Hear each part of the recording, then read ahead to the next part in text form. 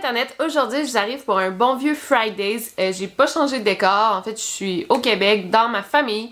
C'est pour ça que vous reconnaissez pas, je suis où? Pour mes 50 000 abonnés, je vous ai demandé à vous de choisir le sujet de cette vidéo. Fait que c'est pour ça que les Chit Charlton Fridays sont tout mélangés. Mais là, juste à go with the flow, ça va être une vidéo super intéressante. En fait, c'était la numéro 2 des sujets gagnants. Mais la numéro 1, c'est une genre de vidéo que je veux lire le livre avant d'en parler pour vous donner une vidéo beaucoup plus complète.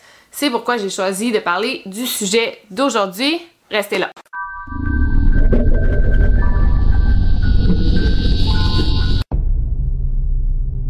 Alors aujourd'hui, je vais vous parler du fameux Jeffrey Lionel Dahmer, né le 21 mai 1960 dans l'état du Wisconsin, à Milwaukee plus précisément, aux États-Unis. C'était le premier enfant du couple récemment marié. La femme s'appelait Joyce et le père Lionel Dahmer. Joyce était une institutrice de dactylo, donc de machine à écrire, et le père était étudiant à l'université, il faisait son doctorat pour devenir chimiste.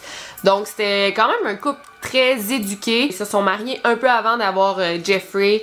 Ils ont eu leur enfant et c'était un foyer relativement stable. On peut pas dire que Jeffrey c'est le typique psychopathe tueur en série. Selon moi, là, son enfant c'était pas si pire. C'est sûr que sa mère, selon ce que j'ai lu, elle était assez tendue, anxieuse, avare. Elle aimait être le centre de l'attention, donc elle se chicanait beaucoup avec son mari, avec ses voisins, et elle était souvent alitée. Elle était au lit à cause de ses tensions, de ses faiblesses. Elle faisait des crises d'anxiété. C'est sûr que Jeffrey n'avait pas nécessairement toute l'attention de ses parents comme il aurait dû avoir. Et son père était étudiant au doctorat, donc lui non plus, il était pas très présent à la maison. Les seuls temps qu'il était à la maison, il devait s'occuper de sa femme qui était au lit. Veut pas, Jeffrey s'est retrouvé à être assez négligé malheureusement. Ça, on en a beaucoup parlé. On sait que Joyce, quand elle était enceinte de Jeffrey, elle prenait beaucoup de tranquillisants.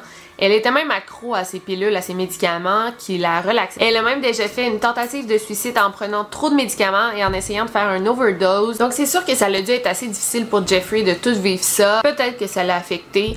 Mais sinon, ses parents l'aimaient beaucoup puis ils voulaient le meilleur pour leur fils. Jeffrey, c'est un petit garçon avec beaucoup d'énergie. Il était assez heureux là, malgré les tensions dans sa famille. Par contre, il était extrêmement silencieux, timide.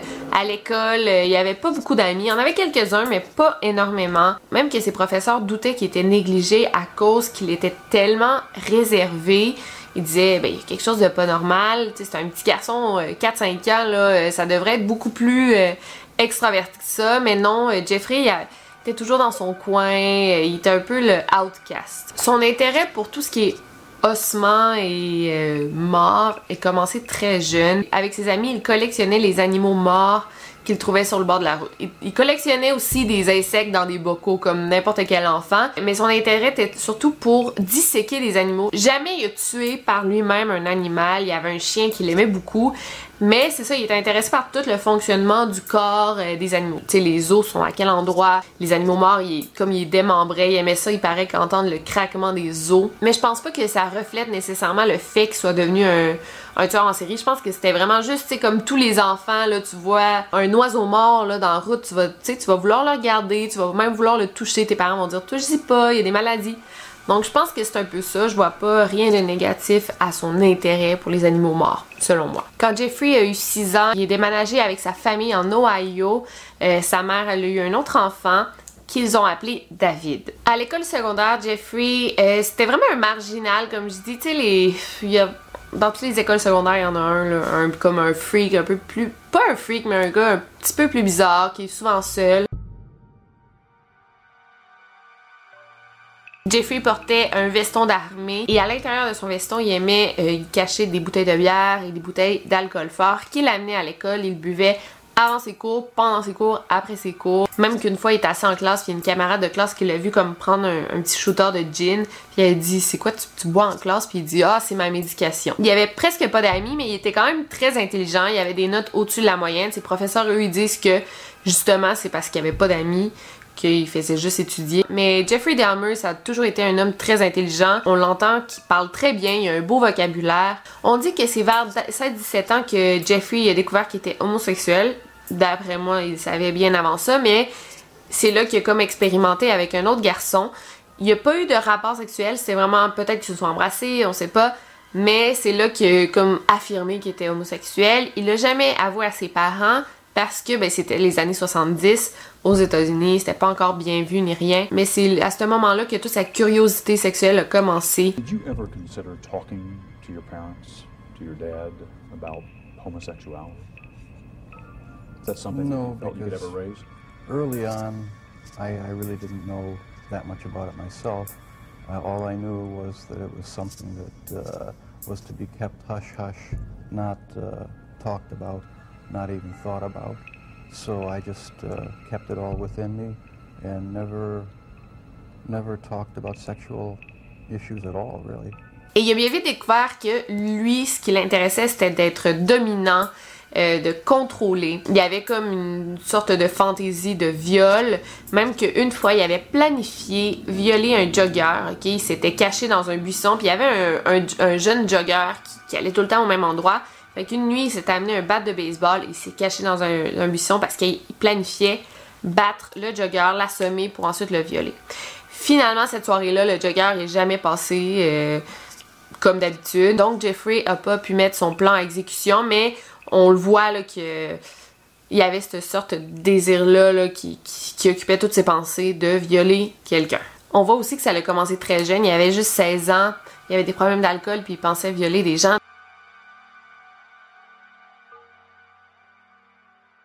Jeffrey a commencé à avoir comme sa personnalité à l'école en étant le clown de la classe.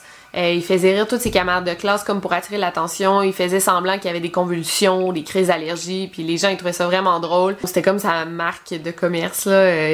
C'était son moyen pour lui de se différencier des autres camarades de classe. En 1977, les parents de Jeffrey se sont divorcés. Le père est déménagé de la maison. Jeffrey avait encore des gros problèmes d'alcool, c'est de l'alcoolisme qu'il avait. Donc ses notes ont commencé à baisser. Il a quand même réussi à se diplômer de l'école secondaire.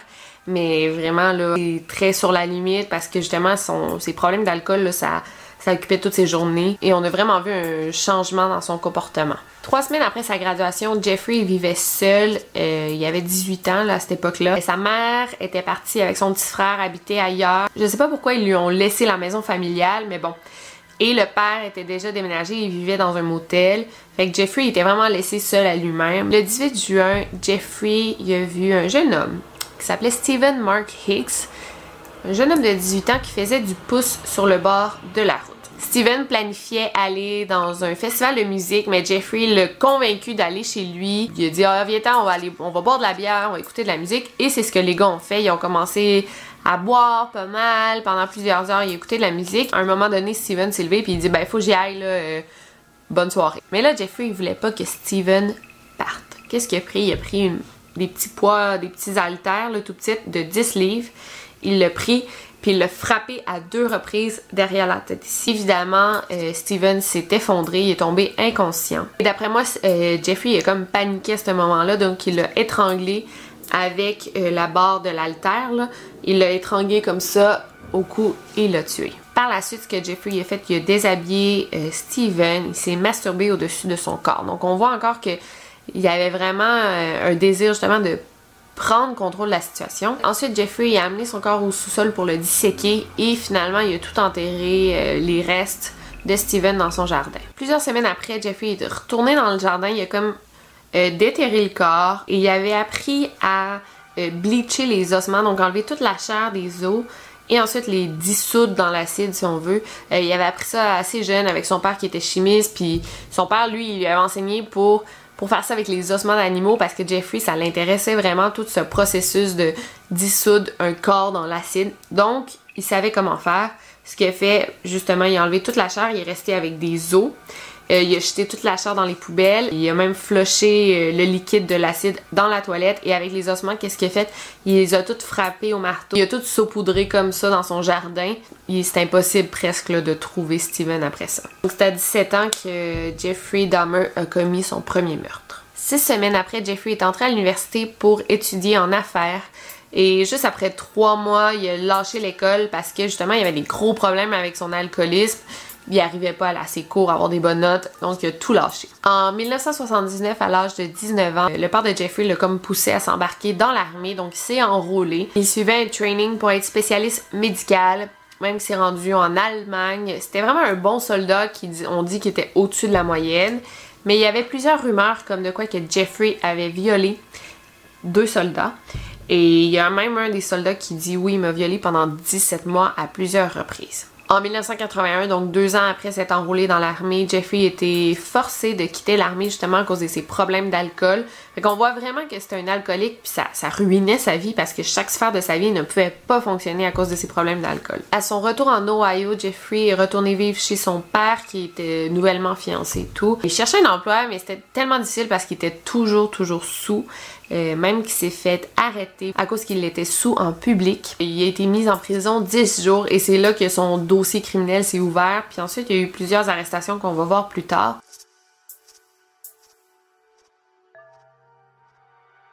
Comme là, c'est ça, c'est difficile d'en vouloir aux parents. Son père faisait tout pour que son fils arrête de boire. T'sais, il voulait vraiment juste son bien. Il l'a envoyé chez sa grand-mère, la grand-mère de Jeffrey.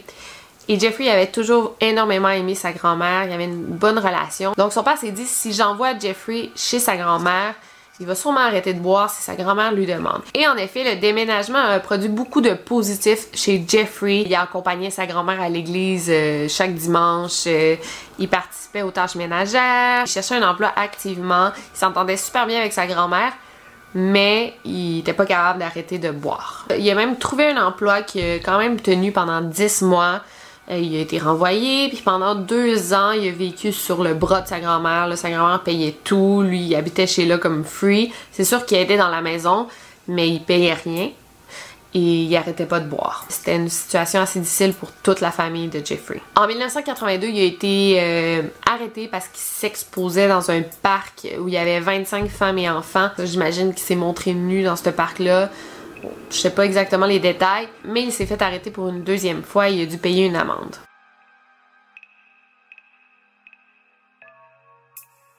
Dans les années 1985, Jeffrey avait maintenant 25 ans. Il s'est trouvé un emploi à Milwaukee. Donc, il était souvent dans le coin de Milwaukee. Il a commencé à fréquenter les bars gays, les saunas gays également.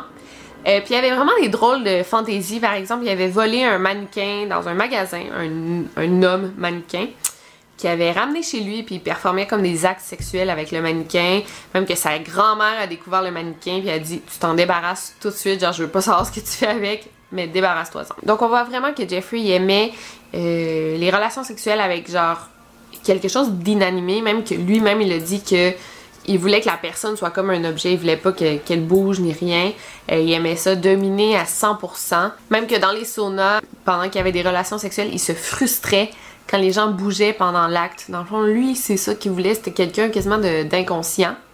C'est là qu'il a commencé à droguer les gars avec qui il avait des relations dans les saunas. Et il leur donnait des drogues pour les endormir dans leur boisson. Et là, il pouvait les violer. Il aurait violé dans les saunas au-dessus de 20 victimes jusqu'à temps que les propriétaires du sauna s'en rendent compte. Donc, ils l'ont forcé à se débarrasser de sa carte de membre. Mais là, il savait vraiment ce qu'il aimait. Il savait que c'était de violer des gens inconscients qui le turnaient on. Même qu'à un moment donné après ça, il a eu l'idée de déterrer des cadavres pour les violer. Des cadavres là, fraîchement morts pour les violer. Parce qu'ils bougeront pas ceux-là. Et il a même essayé de creuser, mais la terre était trop dure, fait qu'il était pas capable. Puis il a abandonné l'idée, il a dit « Ah non, c'est trop compliqué ». En 1986, alors que Jeffrey avait 26 ans, il a été surpris en train de se masturber devant 2 garçons de 12 ans. Lui, il dit qu'il faisait pipi, mais il s'est quand même fait arrêter et il s'est fait mettre en probation pendant 1 an. Honnêtement, ce que j'ai lu, Jeffrey, je pense que c'est un homme très honnête, ok? Il reconnaît ses torts. Il a jamais vraiment eu d'attirance pour les enfants, surtout à 26 ans.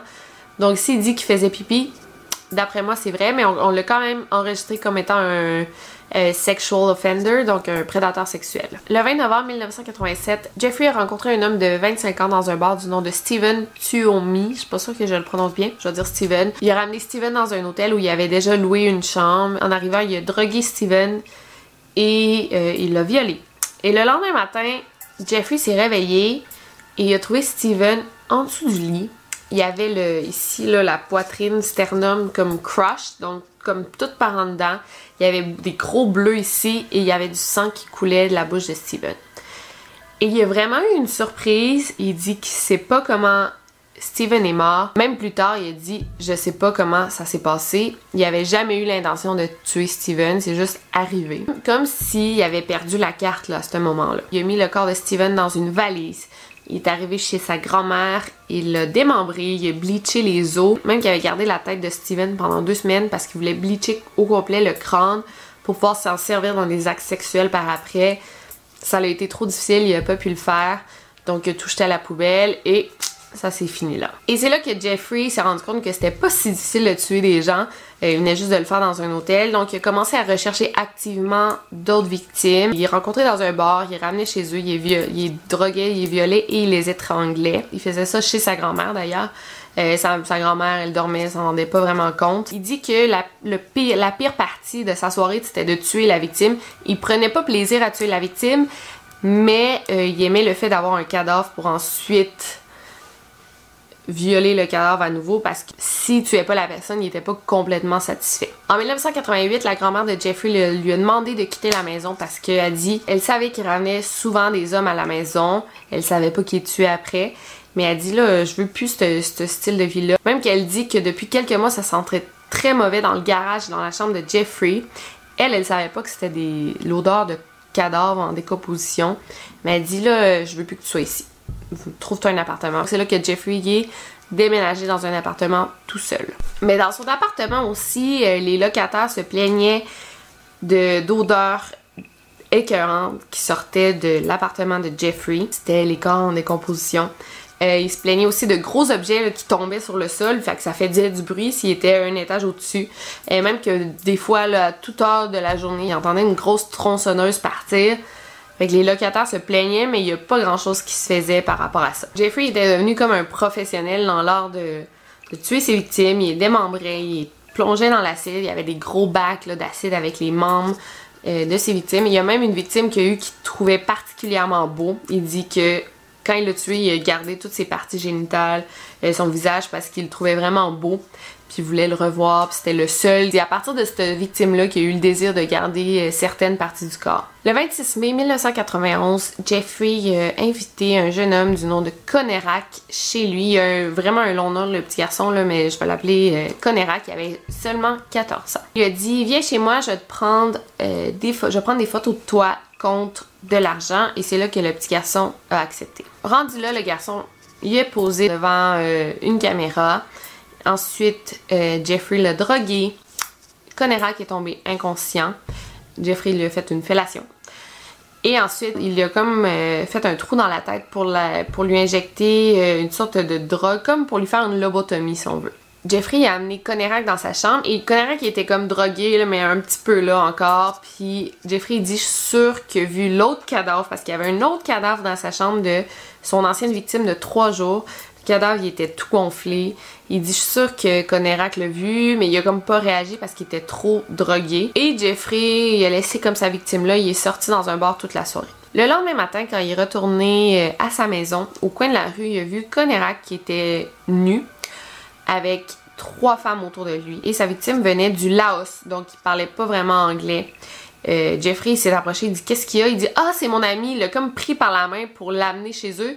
Puis Conérac essayait de résister, de pas s'en aller. Puis il dit « Ah, c'est mon ami, il fait toujours ça quand il est sous. » Les femmes, ils ont dit « Regarde, on s'en fout, là, on a appelé le 911, les policiers s'en viennent. » Quand les policiers sont arrivés, Jeffrey dit « Non, c'est mon petit ami, il a 19 ans. Il est sous, il fait toujours ça quand il est sous. C'est juste une dispute. » Rien de grave. Mais là, les femmes étaient là. Non, non, non, c'est pas juste une dispute. Le gars, il voulait pas retourner avec lui. Il saignait des fesses. Il y a de quoi qui va pas bien. Les policiers ont dit aux femmes de se taire. Ils ont dit c'est une dispute domestique. Ils ont ramené le petit garçon de 14 ans chez eux. Ils ont regardé un peu dans la maison de Jeffrey. Ils ont même ouvert la porte de la chambre. Ils ont regardé. Ils ont dit tout est beau. Et sont partis. Mais s'ils avaient bien regardé, ils se seraient rendu compte que Jeffrey avait été arrêté à plusieurs occasions. Et que c'était un prédateur sexuel en probation. mais ils n'ont pas vraiment fait leur job. Au départ des policiers, Jeffrey a comme performé une deuxième lobotomie. Ils ont percé un autre trou en y mettant un médicament, une drogue dans le cerveau. Et c'est ce qui a tué Conérac. Il l'a démembré et c'était tout. Le 22 juin 1991, Jeffrey a approché 3 hommes pour leur demander de venir chez lui pour prendre des photos nues en échange de 100 $. Il y a un des 3 hommes qui a accepté, Tracy Edwards, qui avait 32 ans. Quand il est arrivé chez Jeffrey, il a remarqué qu'il y avait des gros galons d'acide sur le sol. Jeffrey dit « Ah, c'est pour des rénovations, je sais pas. »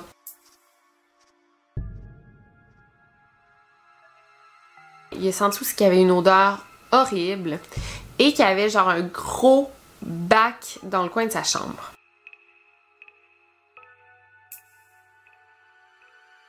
Bon, il a dit c'est vraiment bizarre, ils ont pris les photos. Ensuite, Jeffrey, il a menotté Edwards et il a sorti son couteau. Là, Edwards dit qu'est-ce que tu fais là? Là, il est devenu très stressé justement avec l'odeur, les bacs d'acide, menotté. Je sais pas comment il a fait son compte, il a réussi à convaincre Jeffrey d'aller aux toilettes et il a frappé Jeffrey à la tête et il s'est enfui. À 23h30, Edwards s'est rendu au poste de police avec ses menottes. Le policier a essayé de lui enlever les menottes, il avait pas la clé. Et Edwards il dit « J'arrive de chez un freak, c'est lui qui m'a menotté. Venez-vous-en avec moi, il y a de quoi de louche qui se passe là-bas. » Il y a 2 policiers qui ont accompagné Edwards pour aller récupérer la clé pour les menottes. En arrivant là, ils ont trouvé Jeffrey. Les policiers se sont mis à fouiller un peu partout et ils ont trouvé les Polaroids de Edwards nus. Mais sur les Polaroids, il y avait plusieurs photos de membres découpés.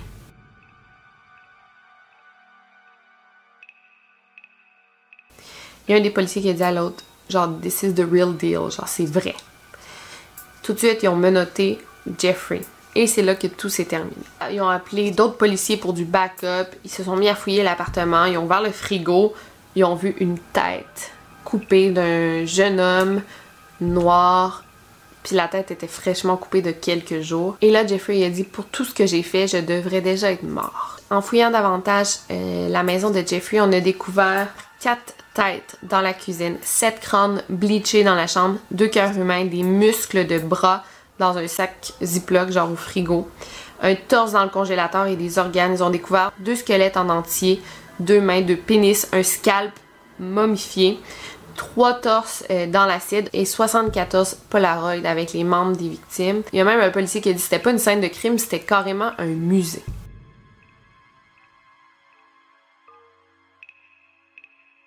Police removed boxes and boxes of body parts, evidence of what appears to be a psychopathic mass murder. Authorities also took out a barrel of what they think is acid. Police are reluctant to reveal exactly how many victims there might be, but knowledgeable investigators say it could be more than a half a dozen. Neighbors say the man was strange and that there was an odor coming from the apartment. However, no one suspected the accumulation of dead bodies. Les policiers ont interrogé Jeffrey Dahmer pendant 60 heures et Jeffrey n'a même pas voulu un avocat. Là, il a complètement avoué ce qu'il avait fait. Et on a découvert qu'en tout, depuis 1978, il avait tué plus de 17 hommes.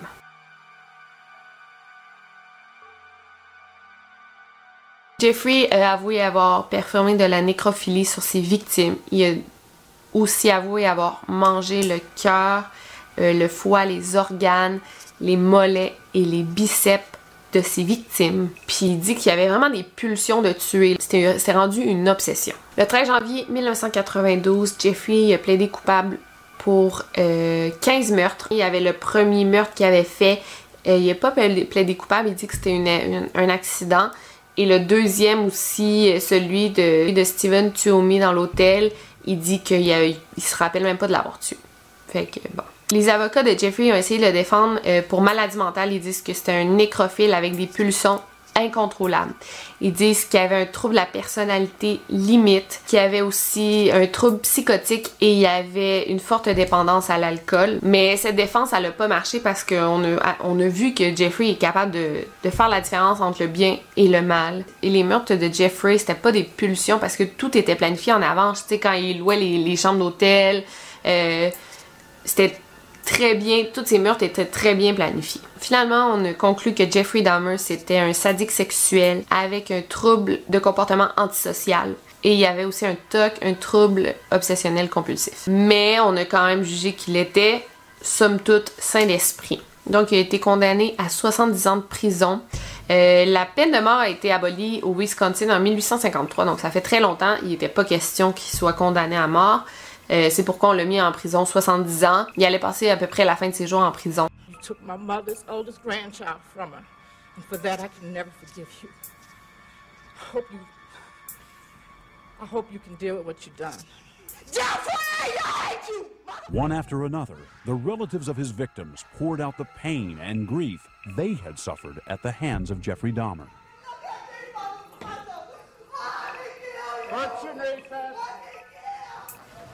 Finalement, il n'aura pas duré tellement longtemps en prison parce que le 28 novembre 1994, Jeffrey a été battu à mort par 2 autres prisonniers qui sont, à ce qui paraît, là, qui sont devenus comme les héros du moment.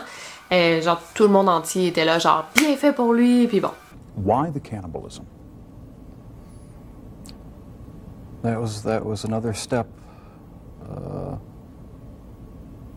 It made me feel like they were a permanent part of me. Besides the just mere curiosity of what it would be like, it made them feel that they were a part of me, and it gave me a sexual satisfaction to do that.